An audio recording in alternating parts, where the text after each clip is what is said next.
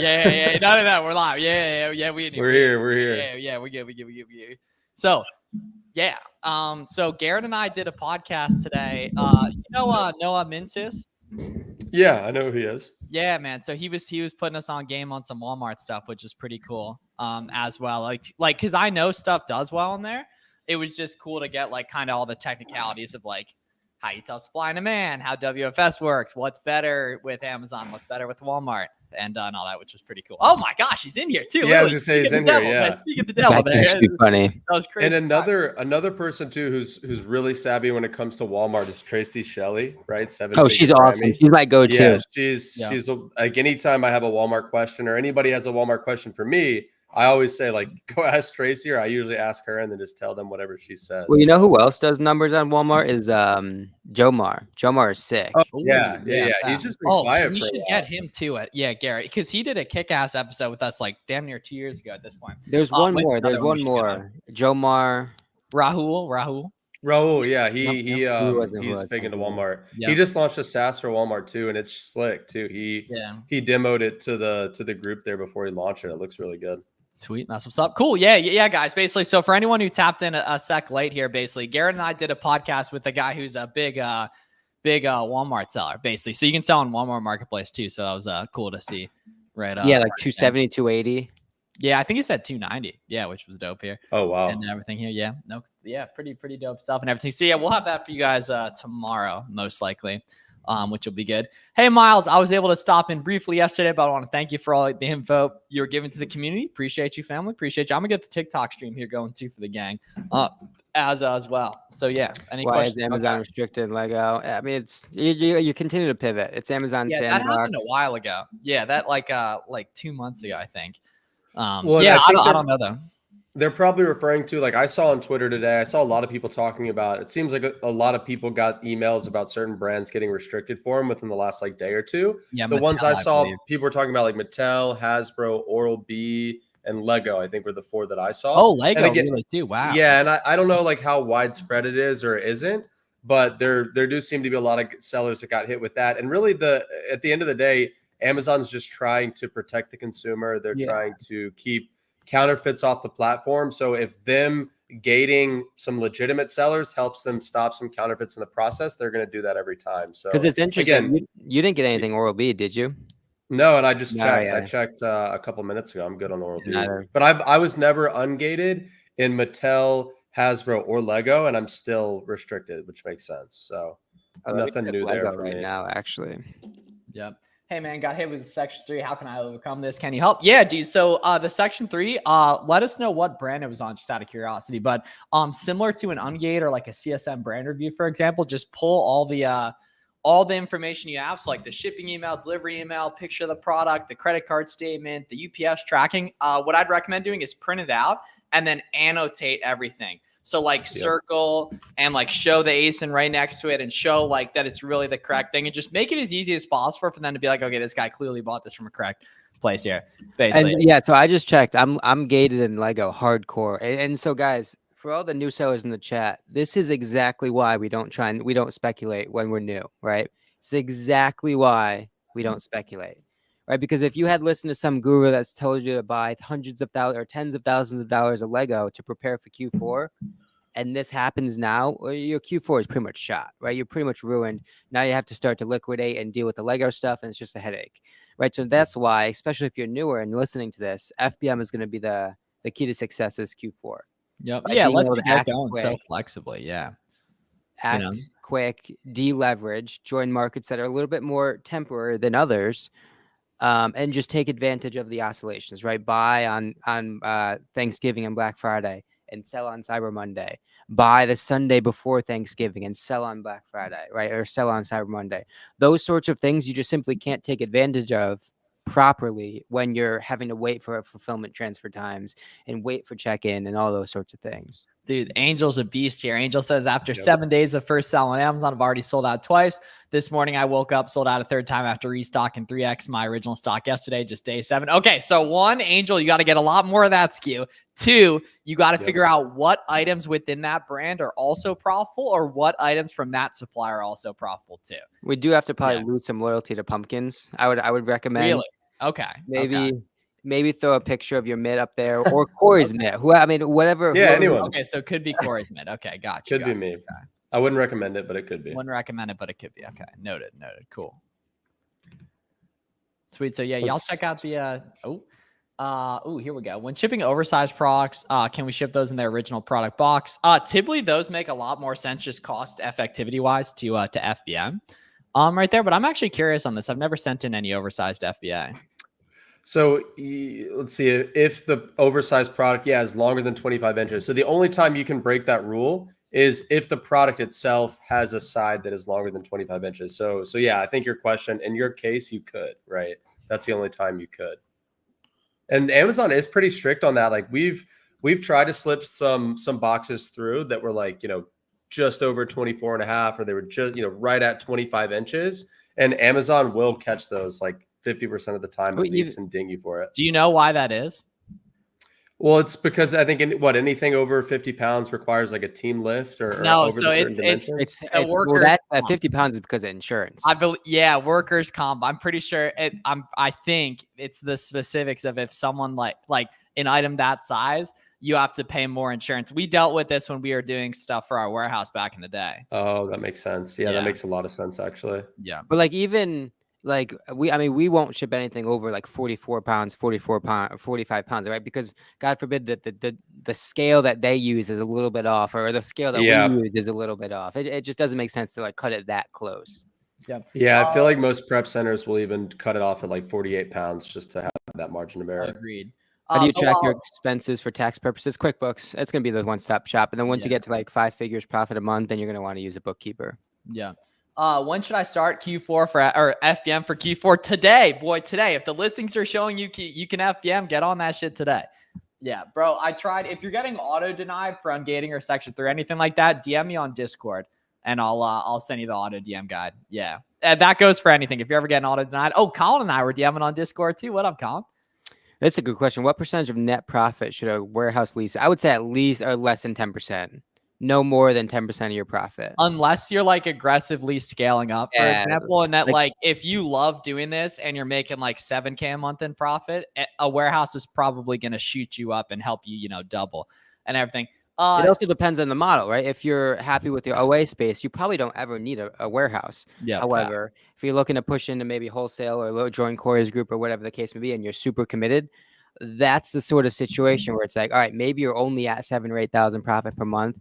And that warehouse is 2,000 or 3,000, but you could probably get more accounts, right? You can probably open up some more accounts that maybe require Liftgate, those sorts of things. And obviously, it's a case-by-case basis.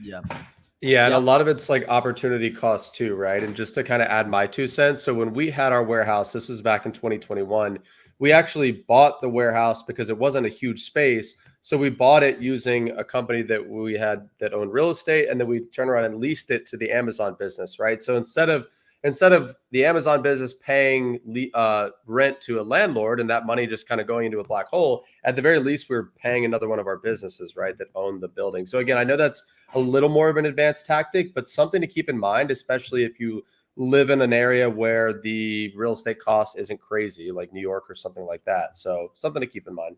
Do emails count as proof? Yes, exactly. Yeah. So for Ungated, CSM, Section 3, anything like that, watching for months but haven't pulled the trigger yet. Hey, you're not getting any younger, John. You're not getting any younger. Was making 1,000 and had his own company. Crazy. Hey, that's what I'm saying. Yeah. Yeah. Your sister shouldn't have left him. Your sister shouldn't have left him yet. So that's funny. Really good point from the Operation AMZ guys here, right? Like this is something that a lot of people don't realize. Like if you're getting pallet shipments to your house or to a space that doesn't have, if you don't have a forklift or if you don't have a loading dock, you're going to have to pay for a lift gate, right? Like the pallets have to be able to get off the truck somehow. And a lot of freight carriers, they charge $50, $100, sometimes even $150 per shipment for to send a truck with the lift gate. So again, thinking along the same lines of the Operation AMZ guys, are like, if you're getting, 1 to 2 to 3 LTL shipments per week, and you're paying a liftgate fee every time, that's your monthly warehouse rent right there. Like you're gonna, I guess, basically break even on that just by getting a warehouse. So that's a really good way to look at it. Dude, I just remember shipping LTL from the Coatesville crib back in the day, Miles, and it would be like a truck would come without a liftgate, another truck would come without a liftgate. Then it would be like a Oh, 2-week waiting worst. period. So that's Yeah. the first Some step. pallets, it literally took some pallets like 2 or 3 weeks and several phone calls just to get them to come pick up the damn thing. And I was like, dude, it's so,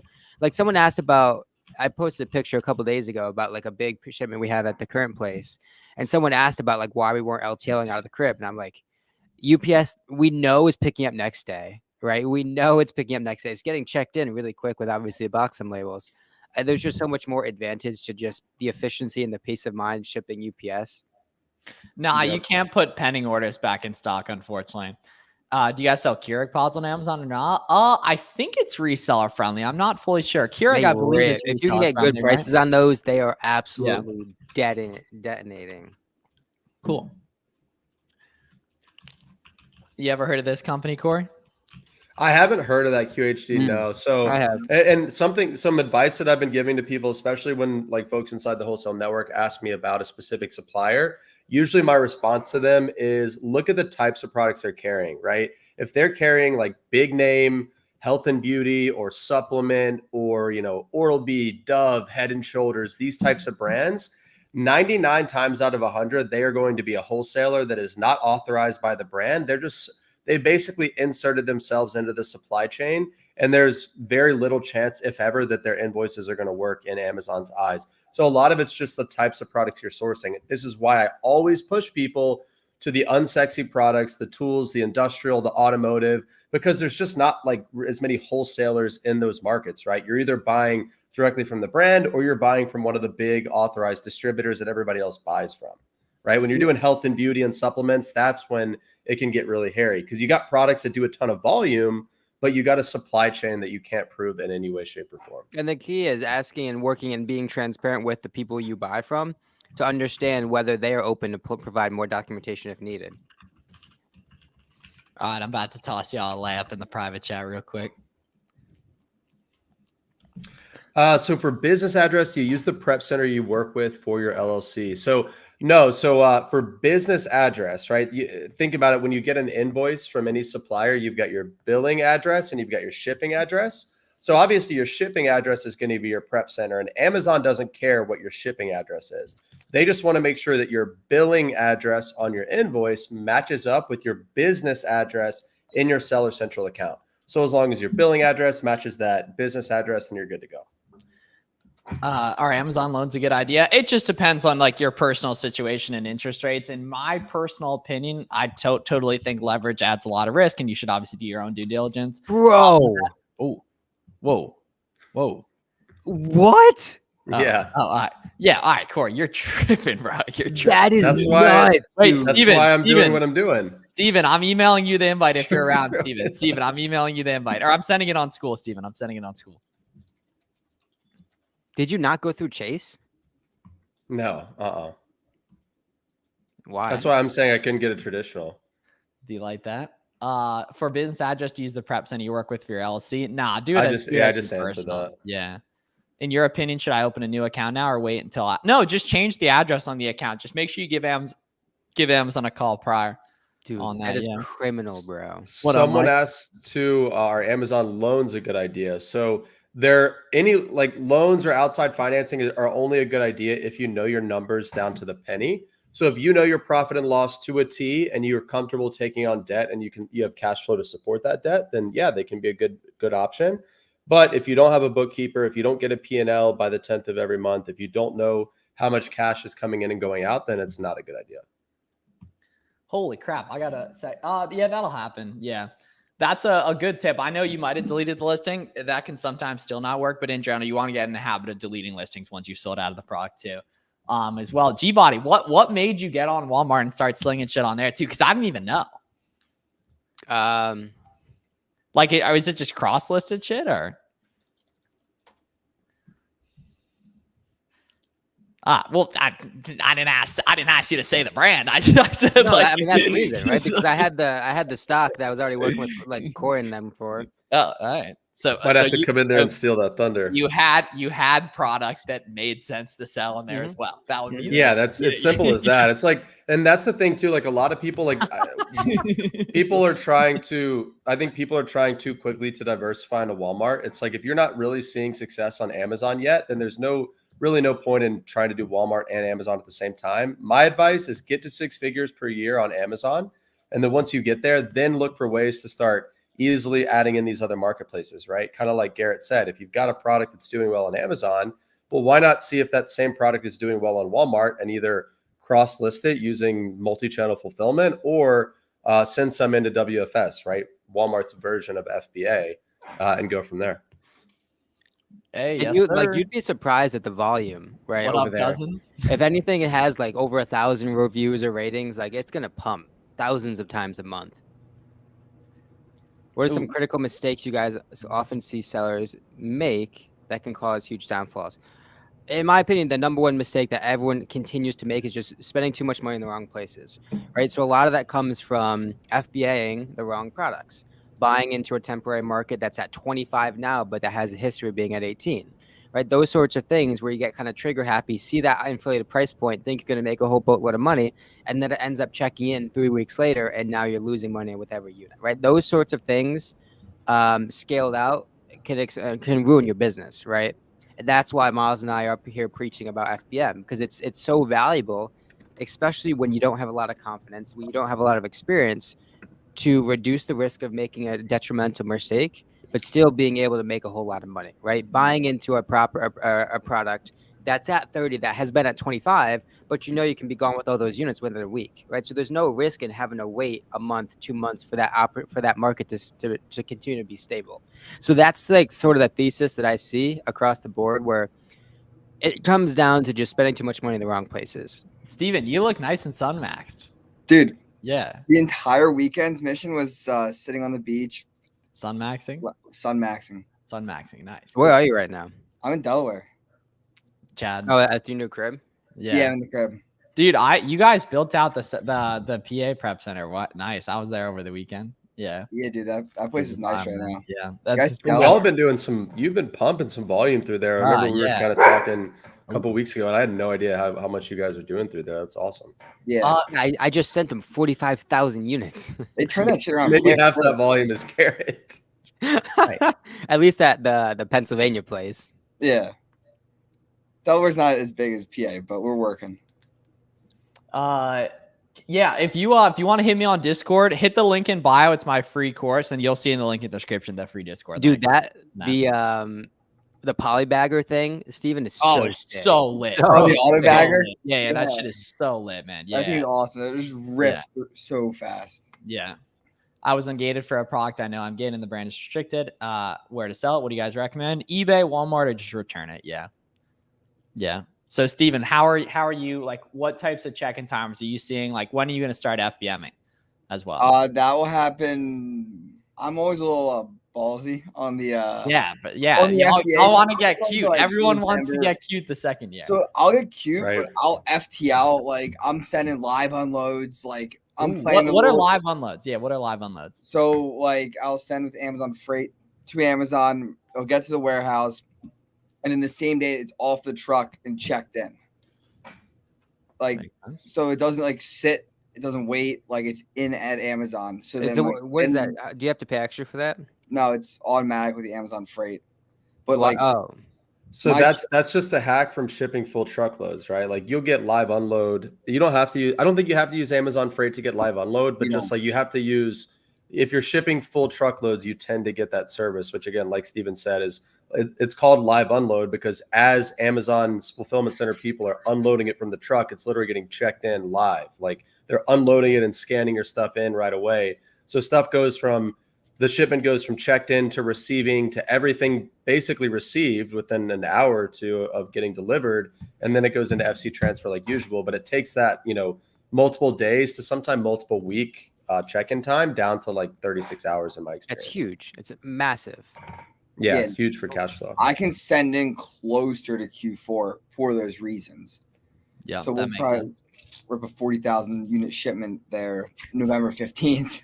But But then there's gonna be people on Twitter that saying that live unloads are not actually real and they don't actually check in that quick. Oh, interesting. Oh, there's an issue streaming on Twitter. Yeah, Because a bunch of my homies are on here now. We're gonna go YouTube only just because I want to. I just got an error for streaming to Twitter. Yeah. Twitter's down. Okay, YouTube only. Yeah, so we're gonna go check me out on YouTube if you want to tap in further on the stream too. And you can hit the link in bio for the free course too. What's the polybagger? It's just like an automated. You put the products in and it polybags it, seals it up. It's actually sick. I think it labels too. Man. Yeah. Like Does it label as well? I think it labels. Does it label as well? Yep, it does label the auto bagger. Check out Big Cat Disc on Instagram. You can see the auto bagger. What happens when Amazon overcounts your units in a shipment? I send in 100 and have an ASIN. They counted 200. It usually evens itself out. Yeah, I mean, if you look back in a couple weeks, I'm sure it'll even out. But at the same token, you're going to send in a bunch of shipments and you're going to send in 150 and they're going to count 142. So don't pay too much attention to that stuff. It all evens out at the end. Yeah, Boxum's going to have a shipment feature like that soon too. Not soon, but at some point. Well, I don't know soon, but what happens when Amazon? That's my dog Jacob was 10 toes down on the timeline this week. Yes, sir. Yes, sir. Appreciate you, Jacob. Appreciate you, family. Is there a minimum weight? I mean, kind of. You're not going to want to ship anything under like 10, 15 pounds because it would just be so expensive. Yeah. But theoretically, there is not. It's just like if you only have a couple products, you should FBM them. 100%. Somebody said Big Cat what? It's Big Cat DIST, right? It's like kind of like short for distribution. Yeah. What's the website, Steven? Can you drop that Big so Cat, people can? I can pull it out. I'll drop it. Yeah, just drop it in the chat there.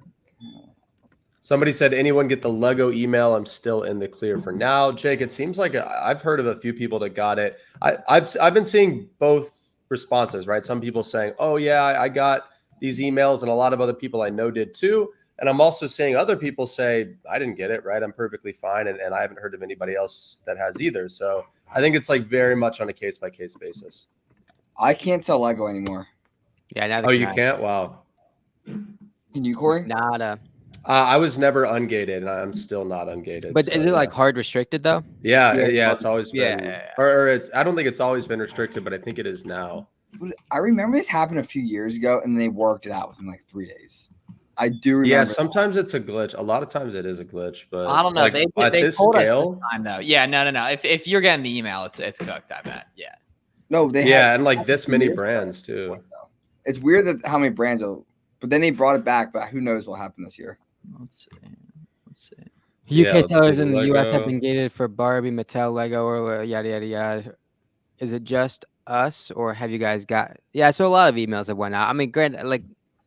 Not necessarily. We don't necessarily know what's going to be the outcome, but adapt and pivot. It says revolutionize global shipment solutions, and it's like fucking Steven and Max. Like, I love that. Is this you guys here? Oh yeah. Oh nice. Okay, cool. All right, sweet. I mean, I'm not gonna lie. Like, you guys need a better website. Like I'm not on the website team. It's, okay. The website team. You mean Fiverr? Yeah, that's not my wheelhouse. Wait, that's lit. Dan Bathon's on here too. Let's go. Yeah, that's fire. He's a VDO. Okay, that's what's up.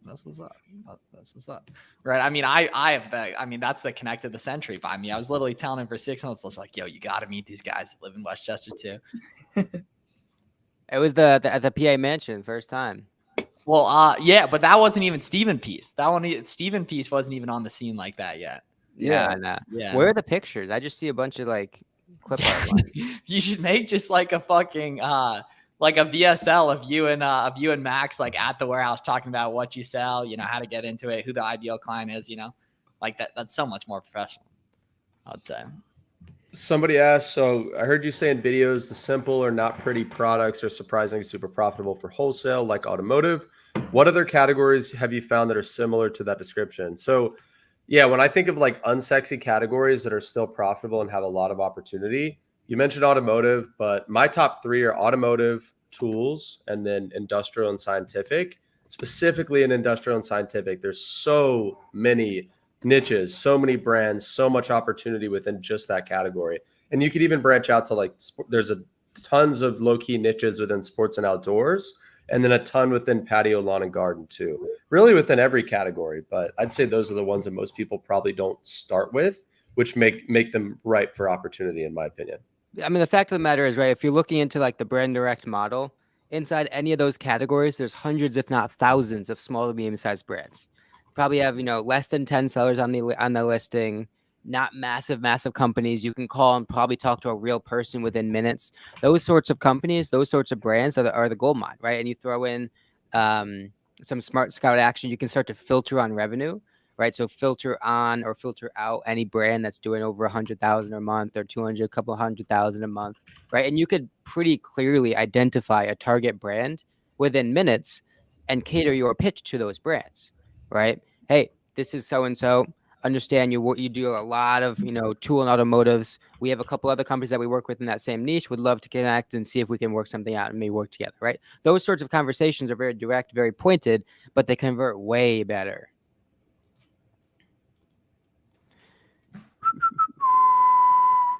Sawyer, shoot.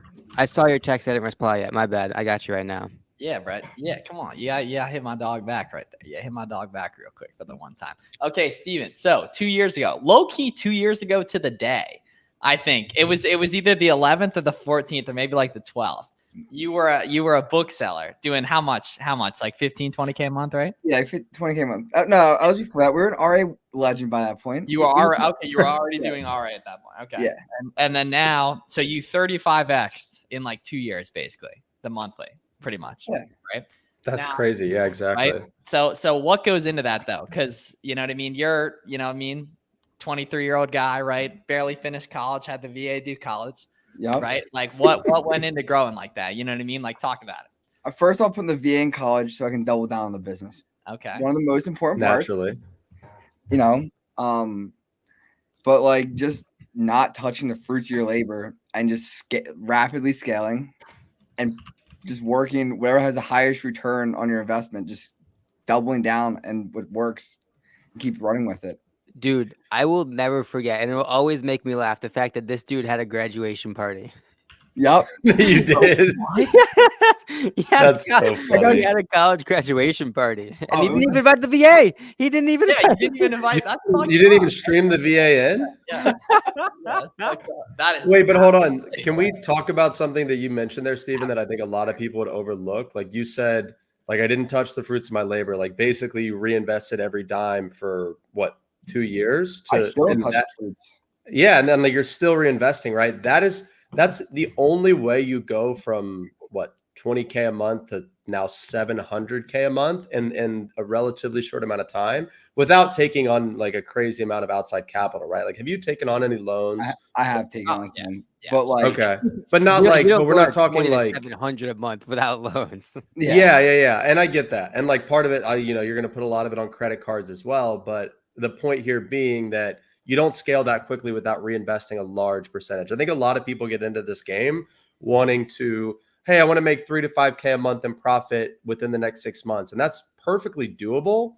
But, as soon as you start to pull that 3 to 5K out, unless you built the system and built the business to keep scaling from there, it's going to be hard to keep growing unless you, continue to reinvest a large majority. Facts. Can Steven teach us how? Yes, Lionel. Tell us how we can get right on that. Yep. Yeah, Steven, you're also a big proponent of networking too. Like, what does that look like? Because I think that's one of the biggest things too, I mean, especially as you go through business and stuff, your networking changes. But at the start, you're posting your journey. You're talking about it online. Well, what if my high school friends see it?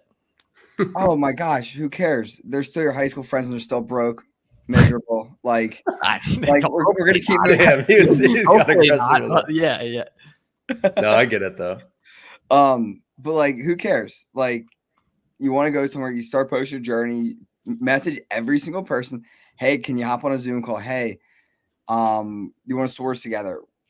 And out of 50 of them you send, if they're maybe in your range or they're newer sellers, most of them will probably say yes because they don't have any friends either. Because they're afraid to share their journey too, or they're being really smart and looking for you, right? Are you drinking a high noon? No. Oh. Spindrift. Still low key. I mean, it's Spizak that's always sipping on the Spizak's always sipping on the high noon on the mastermind call. Nice. Okay. Got you. With my rapid success, when should I partner with the coach for next level? Dude, Angel, I could put you on like crazy, man. Yeah. Either way though, dude, what you're doing is gonna work. You know what I mean? You just want like further help. Like I could put you on crazy. right there. No, bro, Angel, it's doing more of what you're currently doing. So getting more out of your current product or two that you got to know you're a newer seller. And then it's also figuring out what other products in that brand or similar products and similar brands are doing well, which is going to be storefront stock in a start. Yeah. Yeah, I mean, I feel like if you have like a baseline, right, of 3 to 5, 10 products that you have been making money on, the adjacencies of those 3 to 5 products will take you to the next 20. Yep. Right? Because you're immediately connected to 15, 20, 30, 40 sellers that are selling that first product, that's selling that second product. But then also understand that connects you to hundreds of products in a similar niche, similar category, similar type of brands, those sorts of things that you've already qualified, right? Because anytime you're dealing with a product on Amazon as opposed to the OA site, you have all the information in front of you, right? It's like working with a cheat sheet. You have sales rank, you have buy box, you have the trending, you have stability, you have whether Amazon's on the listing, you have all these sorts of things. The last piece of the puzzle is simply what you buy that at. And that's also the most malleable, so it makes sense, right? In terms of like a process document thing, right? Start with the product, qualify based on the product, and then work your way back to the price point because you know that's the point that you can probably manipulate the most. Yes, sir. Somebody just asked, what is the plan for Q4? Curious to hear from you guys Chad too. Scaling FBA. Chad scaling. Yeah. FBA. Yep. And especially if you're a newer seller, that's exactly what you should be doing. For us, we're just going super deep into the products that we already sell a lot of. Most of our stuff isn't super seasonal, so it's just staying in stock on those top 20% of SKUs for the next 2.5 months. If we can do that, we're going to make a lot of money. So that's there's some products I'm selling right now that are selling 10,000 units a month. Then during Q4, $30,000, $40,000 on 50,000 units per month on those ASINs. And those I'm loading up on, trying to stay in stock. Exactly what Corey said. Yep. All right. And then Steven, where can everyone find you on social media? Steven does business. SDB, you feel me? AOA, CG, F4M. That's what's up. That sounded a lot cooler than it actually is. It's facts, literally, right? Check out the Buy Box Bandits podcast. We got a great episode dropping tomorrow on how to sell in Walmart. And check the links in the description if you're looking for other stuff. And appreciate y'all tapping in and helping us help you guys grow your businesses and all that. Have a great one, y'all. Be great. Oh, Yankees. See you guys. You can have as many different aces as you want. Now, don't watch sports ball. Get rich.